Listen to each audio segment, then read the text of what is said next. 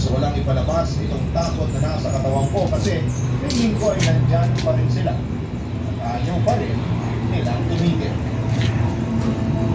Papatulot 3 kaming magkakapatid at akong middle child. Sa sobrang hirap ng buhay, kailangan namin lumipat ng bahay papunta ng Agusan del Sur. Kasi hindi na rin namin kaya ang gastusin dito sa Cavite. Kung tutuusin ay dito lang mo. Sa pagkabalik probinsya namin, may impression kasi ako sa probinsya namin sa Agusan del Sur. Hindi at yung puno na kapamalakan. Marami rin nakakarigan ang kwento ng mga maraming ang pinapatahay sa amin. Ang bata ng mga bangkay. May mga kapitbahay daw na aswang, bigmana at kung ano-ano pa. Papadulog, hindi na iniwan ang pamilya ko sa kamamalakan.